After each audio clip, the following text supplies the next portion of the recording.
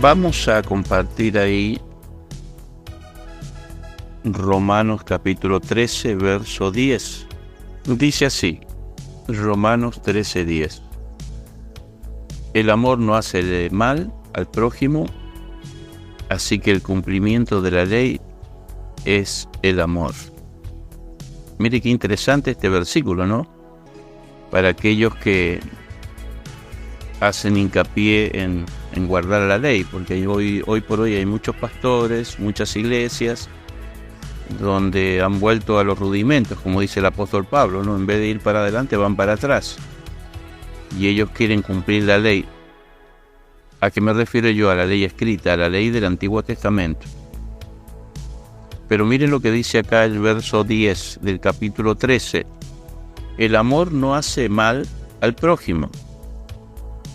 Así que el cumplimiento de la ley es el amor.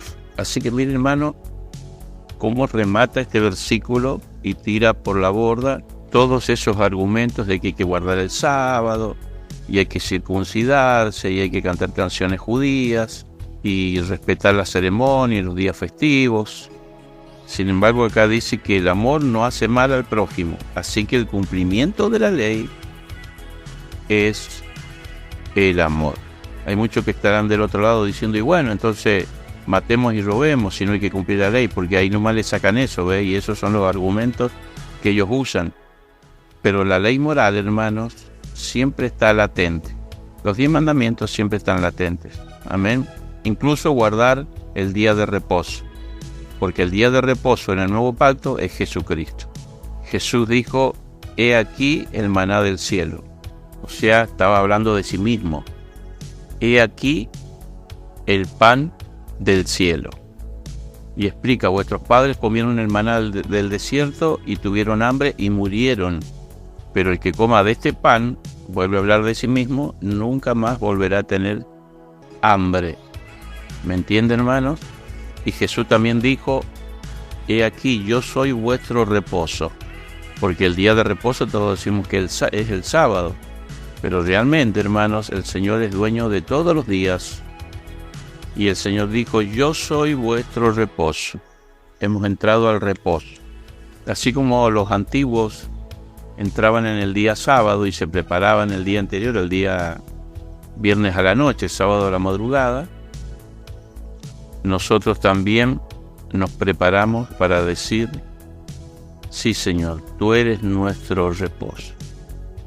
Así que no guardamos solamente el sábado, también guardamos el día domingo, el día lunes, martes, miércoles, jueves, viernes, toda la semana. Dice, y esto conociendo el tiempo, el verso 11, que es ya hora de levantarnos del sueño, porque ahora está más cerca de nosotros nuestra salvación que cuando creímos. Miren, hermanos, el apóstol Pablo hablaba de la venida de Cristo como si estuviera por ocurrir en esos días. Acuérdense que el apóstol Pablo todavía no tenía en sus manos el Apocalipsis, o sea, el Apocalipsis se escribió, prácticamente se terminó de escribir después que Pablo muere.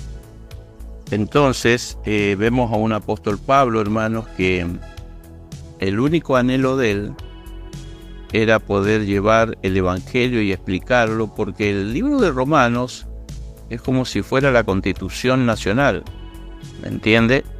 Es así como el libro de los... Para eso apunta el libro de los Romanos, apunta como si fuera la Constitución cristiana. El Evangelio de Jesucristo, hermano, está fundamentado en la doctrina de los apóstoles, pero no de los apóstoles de estos modernos, porque ahí tenemos otra mentira del enemigo, ¿me entiende? Porque la Biblia dice que los que echaron el fundamento, los que echaron los cimientos, fueron los apóstoles. Mire que la Nueva Jerusalén tiene 12 cimientos y son los 12 nombres de los 12 apóstoles. Después de los apóstoles, cuando murió el último apóstol, que creo que fue Juan el teólogo, cuando muere el último apóstol, que me parece que fue Juan el teólogo en la isla de Pasmos, ahí podemos ver nosotros que se termina, hermanos, el ministerio de los apóstoles. y arranca una nueva etapa. Aunque usted dice, bueno, pero ahí en Efesios, y en el libro de los Gálatas, muestra que salen los apóstoles, los maestros, pastores. Porque cuando yo a veces hablo con los pastores que me dicen que para ellos existe el apostolado hoy, y ellos me sacan ese versículo, y obvio, hermano, porque la iglesia justamente ahí está indicando cómo fue fundada la iglesia. Lean lo que dice el contexto. Yo veo que muchos pastores no respetan la hermenéutica ni una buena exégesis. Ellos leen al voleo nomás y hacen una doctrina de un versículo fuera de contexto. ¿Me entienden? Entonces, cuando la Biblia habla de apóstol, que ese tema yo ya lo hablé al principio, creo, los apóstoles terminan de morir todos y dejan los cimientos de una iglesia poderosa.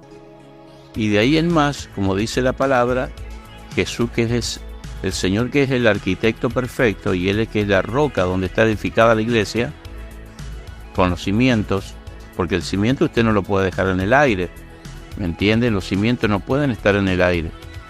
Necesitamos un terreno firme, y qué mejor una roca. Según lo que dicen las estadísticas, hermano, Manhattan, esta que está pegadita a Nueva York, es una roca gigante. Esa ciudad está hecha en la roca. Por eso hicieron ahí los rascacielos, ¿se acuerdan? Las Torres Gemelas que las derribaron. Manhattan está en un lugar que es pura roca. Entonces, vemos, hermanos, que los apóstoles echaron el cimiento, y nosotros hoy, los pastores, los evangelistas y los maestros y toda la rama que hay, que son diáconos, ancianos, presbíteros, obispos, todos esos estamos haciendo las paredes de este edificio que es muy alto, ¿me entiende? A veces el orgullo, hermano, y la soberbia y la presunción de muchos no les hace ver y entender esta parte. Los apóstoles de Jesús tenían los 9 dones, y los apóstoles de Jesús, hermanos, se escribían en griego con 9 letras. Después estaban los apóstoles que eran enviados, porque usted me va a decir, bueno, pero acá en el libro de los Hechos y en otros libros también aparecen otros apóstoles que Jesús no nombró, y sin embargo les pronuncia y aparece como apóstoles. Sí, hermano, pero ¿qué dice la traducción? La traducción sale con 11 letras, no con 9, que significa enviados. Entonces, no todos los apóstoles significan enviados, sino apóstoles de Jesús, que eran los 12 que están en los 12 cimientos de la Nueva Jerusalén. No hay 13, ni 14, ni 15, hay 12. ¿Me entiende, hermanos? Es más, la Biblia habla de los 24 ancianos, 12 apóstoles y 12 patriarcas, que son los hijos de Jacob. No hay 25, ni 26, ni 30. Entonces realmente tenemos que entender, hermanos, esta situación. Bueno, que yo por ahí poco discuto con esta gente, porque una vez que a una persona la ungieron de apóstol o apóstola, porque ahora también aparece esa, ¿ves? Apóstolo y apóstola. Yo trato de no discutir, porque muchas veces son más. Me tocó una vez discutir en una mesa donde habían más de 20 pastores, bueno, y el único que estaba en contra era yo. Entonces por ahí la tenía a perder. Por más argumentos que usted le dé, versículos, nunca les va a ganar a usted a 19 personas que se han puesto de acuerdo para su beneficio propio, porque ya les quedó chico el saco de pastor, entonces quieren ir subiendo de golpe directamente a apóstol. Y los otros días me llamó un pastor y me dijo, no, usted dice que usted no quiere bendecir ni empoderar, porque esa es otra palabra nueva, empoderar, ¿ves? Una palabra muy peligrosa que solamente está en los libros de magia, empoderamiento, decretar, y todas esas palabras que han aparecido ahora en estas últimas 3-4 décadas, antes no existían, hermano. ¿Me entiende? Igual que la palabra sobrenatural. Muchos dicen, sí, lo sobrenatural de Dios. No es sobrenatural de Dios. Para Dios es natural eso, para Él. Los atributos que tiene Dios son atributos naturales para Él. ¿Me entiende? Para nosotros son maravillas, portentos, milagros extraordinarios, como dice la Biblia. Pero no podemos usar esa palabra sobrenatural. Hoy en la jerga cristiana, hermanos, se han metido muchas palabras que no son cristianas. Son sacadas de los libros de la nueva era, de los libros de metafísica. Mire, la mayoría de los libros, prácticamente el 100% de los libros de Paul Yong Guichot, están cargados de la esencia de la nueva era o del humanismo. Entonces, hermanos, hoy hay muchos libros que nos han inculcado, nos han metido en una década pasada, que nosotros creíamos que eran buenos libros, pero a medida que estudiamos la Biblia nos damos cuenta que hay muchas palabras y acciones en esos libros que no son de Dios. Mire, yo hace muchos años me compré el libro Buenos Días Espíritu Santo de este pseudo pastor Benny Hinn, porque para mí no es un verdadero pastor, es un mercader de la fe para mí. Y me recuerdo que él en ese libro, Buenos Días Espíritu Santo, o el libro La Unción, que resulta que ahora él hace 2 o 3 años pidió perdón y pidió disculpas por la manera que salvajemente le sacaba el dinero a la gente. Públicamente lo dijo. Pero en uno de esos libros, hermanos, él cuenta cómo en la mañana abría la ventana y el Espíritu Santo entraba por la ventana. ¿Qué dice la Biblia del que entra por la ventana? Dice la Biblia que el pastor entra por la puerta y golpea, pero el robador y salteador entra por la ventana. En el mismo libro lo estaba diciendo, sí, el Espíritu Santo entraba por la ventana, decía él.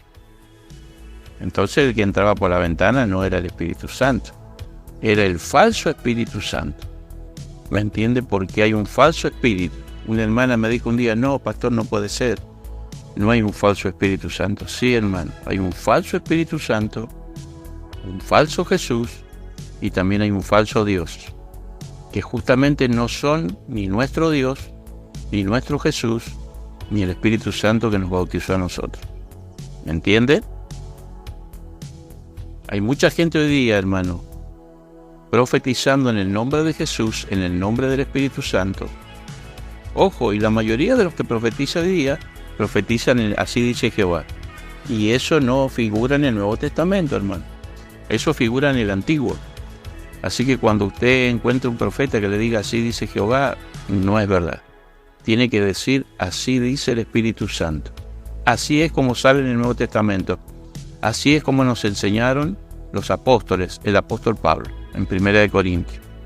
Entonces, hermano, hay un montón de cosas hoy que son mentiras, que son un engaño. ¿Me entiende? Y yo me he puesto muy firme, hermano, con estas doctrinas, porque yo ya lo viví en carne propia todo esto. Yo casi perdí mi familia hace muchos años, con esta gente que dice, así dice Jehová. Y yo casi me quedé en la calle. Me clavé con las tarjetas de crédito. Fue muy bochornoso lo que yo viví, lo que yo pasé. Era un delirio. Y yo siempre digo, hermano, de la fe a la locura hay un hilo muy delgado y yo trato de evitarlo porque ya lo viví. Eso me marcó a mí, a mi familia, a mis hijos.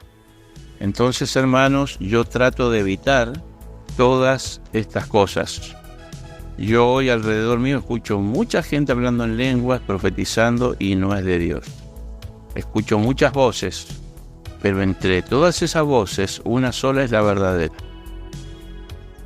Cuando Bartimeo, hermano, Jesús lo llama, la gente mucha le decía, mira, Él te llama, Jesús te llama, a ti te dice, ciego.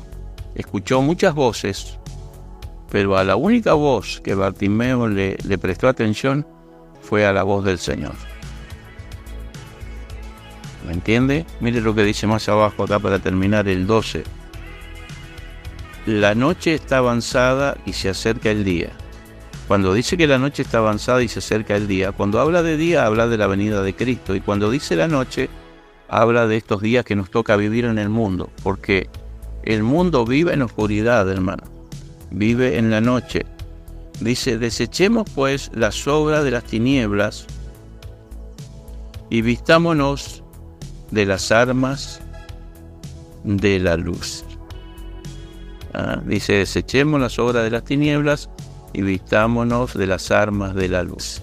Ayer estuvimos visitando la iglesia ahí de Metodista, la iglesia de Luzuriaga, y el pastor predicaba y decía cómo su esposa, ¿no?, había caído en la depresión, y él no creía antes que existiera la depresión. Entonces el Señor, a través de la enfermedad de su esposa, él pudo sentir un momento, hermanos, un minuto, lo que era estar realmente en depresión, deprimido.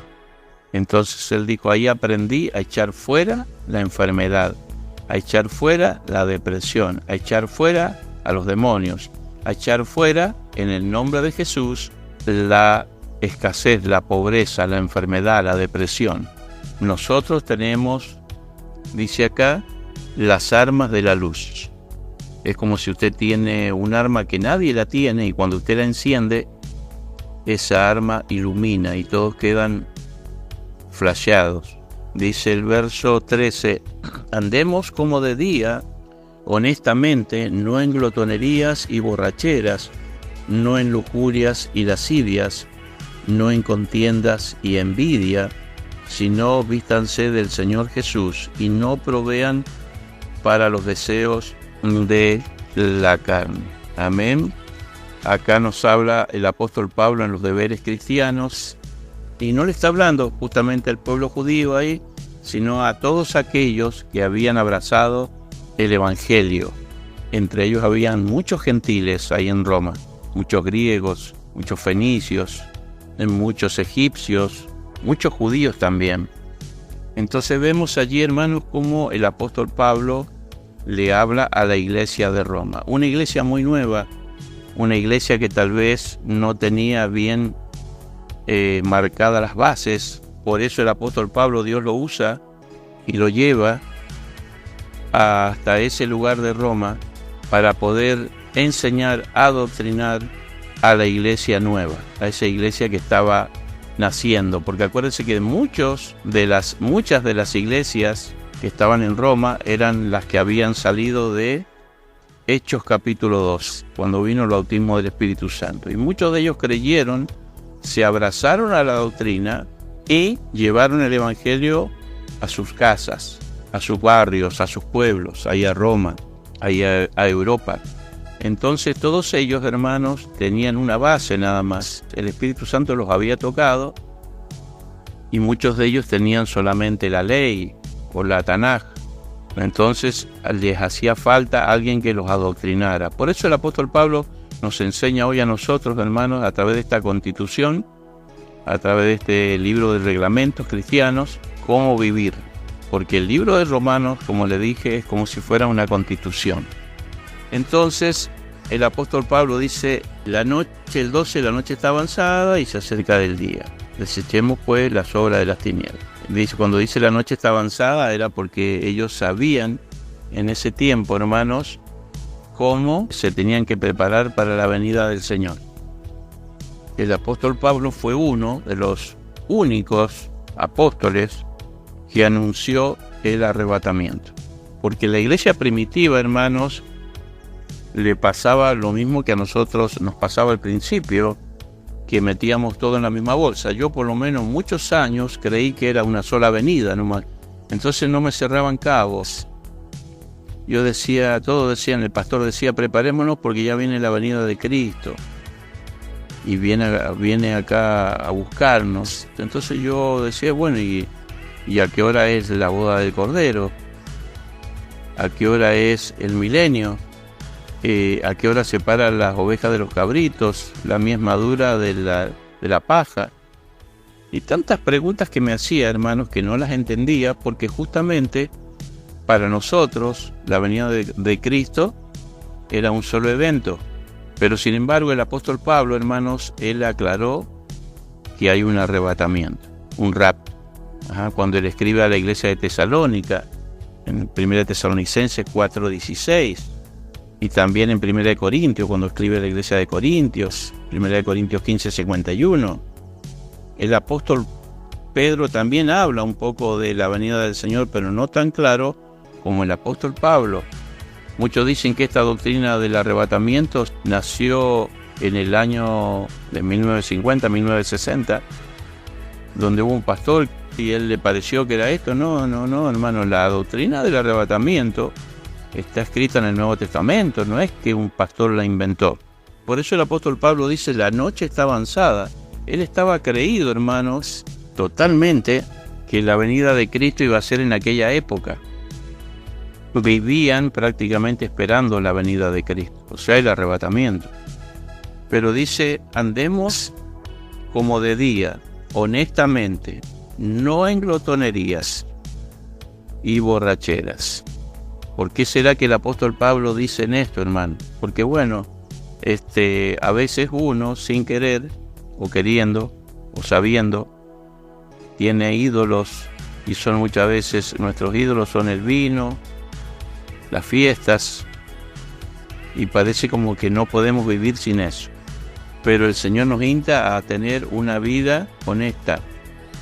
Dice, no en borracheras ni en lujurias y lascivias, y no en contiendas y envidia. Miren, hermanos, si había algo que los romanos hacían, era justamente darle sin freno a la carne. O sea que eran personas, como dice en el libro de Judas, capítulo 1, lo voy a leer, hermanos, ahí. Miren lo que dice Judas 1:19. Estos son los que causan divisiones en la iglesia, los sensuales, que no tienen al Espíritu Santo. Claro, ellos practicaban el hedonismo.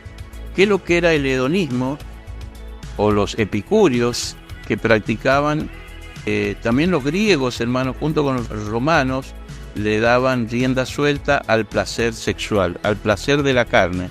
Y ellos creían que eso lo originaba un dios, el dios Eros, el dios erótico. Por eso el apóstol Pablo aclara aquí y dice que no anden en lujurias y lascivias. ¿Me entiende? Porque ellos se juntaban, especialmente los griegos y romanos, se juntaban en fiestas donde le daban un desenfreno a la carne, y cada uno, bueno, tenía su pasión con la esposa del otro y el otro con el esposo de la otra.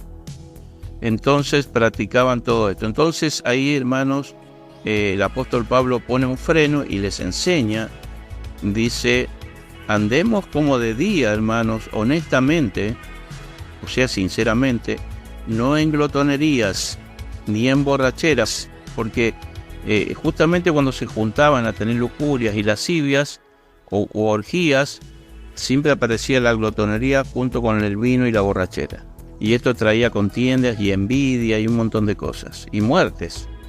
Pero dice el 14, sino vestidos del Señor Jesucristo, y no provean para los deseos de la carne. O sea, evitemos eso. El apóstol Pablo está aquí enseñando a la iglesia primitiva. Así que bueno, hermanos, hasta acá sería la palabra del Señor. Y acuérdense que el apóstol Pablo fue enviado a Roma.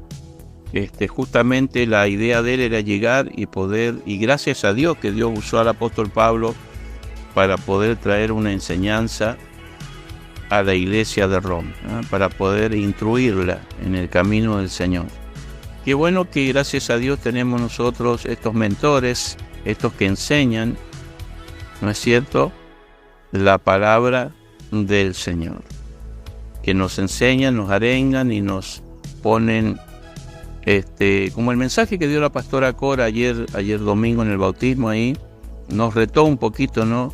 Y bueno, nunca está de más el reto, tomémoslo del lado bueno, porque eso nos va a enseñar. Muchas veces hay gente que se enoja, le duele, se va, pero el que nos reten, el que nos llame la atención es bueno, hermano, porque un buen papá, una buena mamá, nunca te va a retar por retarte porque te tiene bronca o rabia, sino porque quiere que usted camine en los caminos del Señor. Así que bueno, hermanos, que Dios les bendiga. Mañana estaremos leyendo, si Dios quiere, el capítulo 14 de Romanos, que dice los débiles en la fe. Esto se está poniendo muy lindo, que realmente lo tenemos que escuchar. Que Dios les bendiga. Un gran abrazo. Quien te saluda, el pastor Eduardo Vázquez.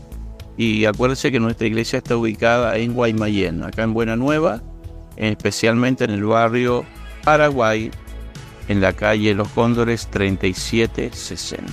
Que Dios les bendiga, un gran abrazo y nos vemos mañana, Dios mediante.